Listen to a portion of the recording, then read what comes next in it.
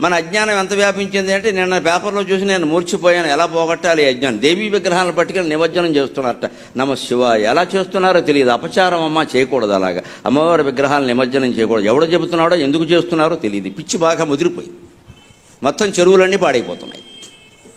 అమ్మవారి కోపం వస్తే పేటరేకిపోతుంది ఆవిడ. ఏమనుకుంటున్నారు? వినాయకుడిలాగా శాంతమూర్తి కాదు ఆవిడ. వేసేస్తుంది ఒక దెబ్బ. నన్ను ముంచడానికి నువ్వెవడరా, నేను మొత్తం ముంచేస్తానని. ఏంటి దశాయుధాలు ఉన్న అమ్మవారి విగ్రహం తీసుకుని నిమజ్జనం చేస్తారా? బుద్ధి జ్ఞానం ఉందా? నాకు మంటెత్తి మాట్లాడుతున్నాను నేను. గణపతి నిమజ్జనం అంటే అమ్మవారి నిమజ్జనం, అది మంచిది. ఈ వెళ్ళిన వాళ్ళు కూడా నిమజ్జనం చేసేయండి, చెవులో తిరిగిపోతుంది. వీళ్ళు కూడా మనకమన్నాడు. దాంతోపాటు లోకు కట్టేశారండి వ్యవస్థను. ఇక్కడ అమ్మవారి విగ్రహాలు నిమజ్జనం ఏంటండి? ప్రతి పూజకి నిమజ్జనం ఉంటుందా?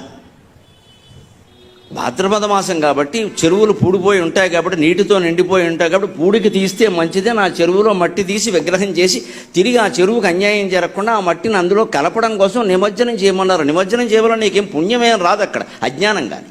చేయకపోతే పాపము రాదు. దాని వెనకాల ఒక శాస్త్రీయ విజ్ఞానం ఉంది. ఇప్పుడు అదే అజ్ఞానము అంటే దాన్ని వదిలేసి అమ్మవారికి మొదలెట్టారు ఇవాళ.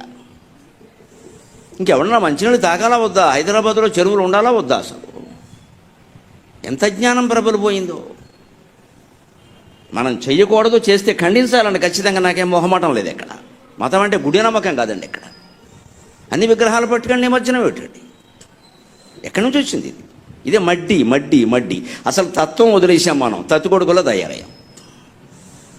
దాన్ని ఏదో పట్టుకోవడం, ఆ చీర పట్టుకోవడం, ఆ నిమజ్జనం పట్టుకోవడం, ఇంకంతా ఊరేక్కడ. ఇక్కడ లడ్డూ పట్టుకోవడం, వేలంపాటు పాడుకోవడం. తత్వం వదిలేసాం. ఆ తత్వమే యోగ వాసిష్టం.